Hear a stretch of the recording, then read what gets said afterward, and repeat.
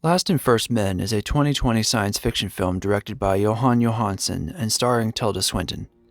This is a movie that is hard to come by, and with its style and runtime of 1 hour and 10 minutes, I could see some skepticism in its value as something to be watched explicitly, rather than having it overheard at some museum as an installation. I think for anyone who owns a projector and some premium speakers, Last and First Men is a pretty astounding piece to add to one's collection. Hopefully a review will convince you of why. What you're seeing in these still images of Last and First Men is not far from the experience in total.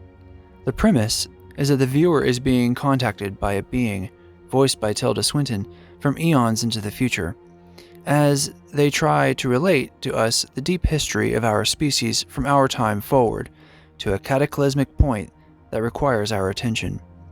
As Swinton speaks, abstract shapes and natural landscapes are displayed monochromatically, and with various pans and zooming movements slow enough that we are reminded perhaps of films by Tarkovsky. Johan Johansson not only directed the film, but also worked to compose music for the experience, and once you hear the music, it is clear that this is where the heart of the experience lies.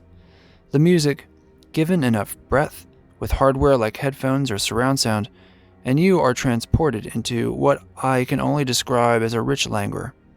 When all combined, Last and First Men can produce a sudden pensiveness that will last throughout your day, yet is so austere in its design that it can be returned to for that sensation again and again without annoyance.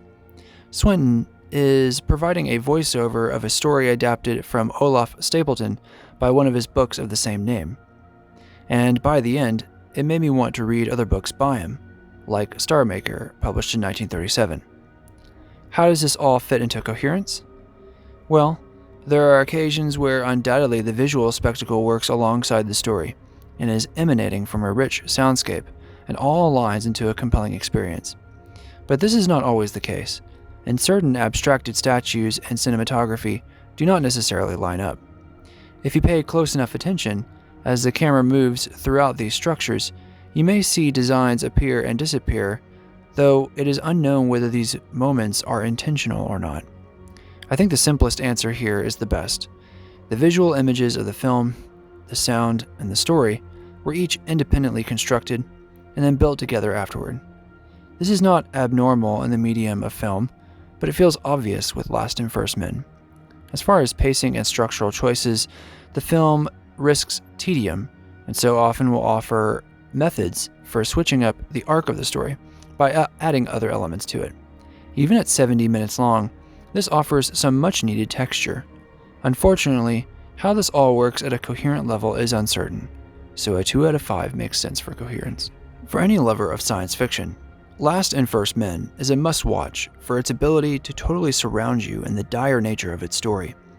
It is dripping with the kind of atmosphere and world-building that is sought after by science fiction writers, but remains absent even after hundreds of pages. Whether due to its adaptation or to its original writing, the film grabbed me immediately. Tilda Swinton is a particular actress I adore, having seen her in I Am Love back in 2009, and from then on never witnessing a bad performance.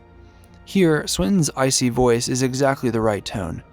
Without her voice specifically, I'm unsure if the film would have turned out to be as absorbing as it is. Throughout the film, we are beholden to certain truths about our species that seem equally inevitable, but, with Swinton's voice, unbearably tragic and immense. Humanity does not witness the unabated progress we hoped to achieve. In order to survive, humanity had to become something else entirely, had to transcend itself, or deform itself, according to your perspective, in order to survive the indifferent decisions of the cosmos.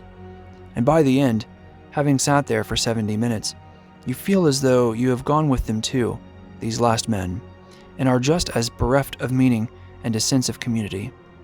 For 70 minutes only, it is hard for me to imagine a more deep and arresting science fiction experience.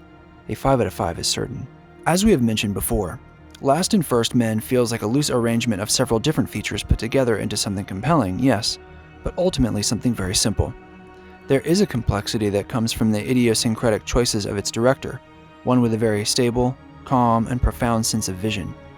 I feel that its role as a film will endure for many decades on due to the abstracted nature of its images, the monochromatic look, the film grain, and the minimalist style of its story. But these work in their best light only if a viewer is willing to commit to some of the narrative choices of the fiction and voiceover. Why is it that humanity did not experience progress without measure? Why is it that certain solutions revealed themselves only in the time periods that they did? Couldn't these problems not have been prepared for far sooner? And as I have said before, the visual complexity arrives occasionally in moments I am not sure were intentional, but are a sort of confirmation bias from a viewer who is caught in deep attention with the image laid before them. The cerebral state of the film is not without its consequences, and as such, I'm giving complexity a 2 out of 5. I admit I have not seen a film quite like this.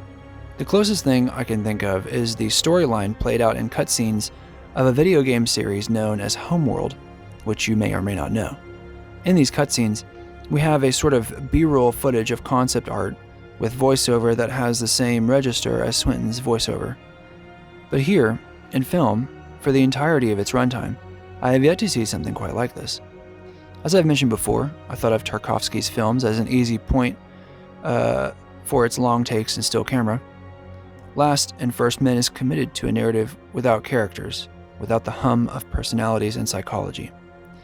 I have not seen the work of Philip Glass, but perusing through various shots shows me that he likes to vary his images between static and incredibly kinetic and dynamic shots.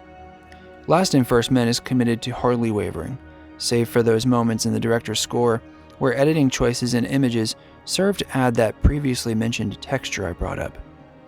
I think if I was in a museum, and Last and First Men was arranged in the exhibit, I would watch it in total. It's one of those pieces that makes you sit down and forget about what the rest of the exhibit was trying to express thematically. I don't think it is fair to say that this is simply a visualizer for his music, because there is something about the way the story is told that adds weight. I'm giving Originality a 5 out of 5.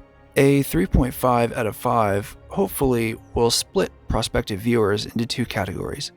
If you like and read science fiction, or if you enjoy its aesthetic, the choice is obvious.